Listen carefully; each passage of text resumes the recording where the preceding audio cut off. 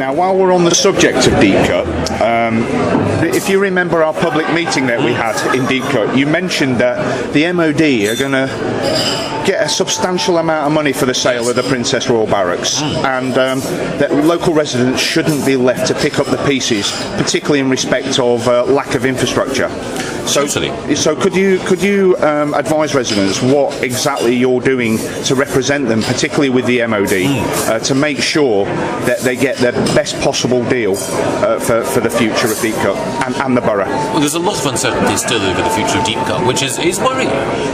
And there have even been some questions in the last few months about whether or not the army are planning to move.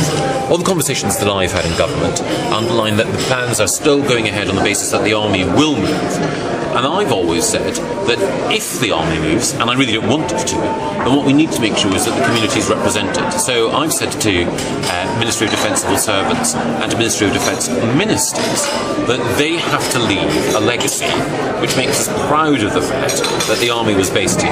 And that means that any houses that we build have to be properly built, architecturally distinguished, add to the quality of life of this area. It also means that what we can't have is any cost cutting when it comes to making sure that the infrastructure is there. We need to make sure that there are school places, we need to make sure that there are attractive places to shop, and particularly for children to play, and we also need to make sure that there are good transport links.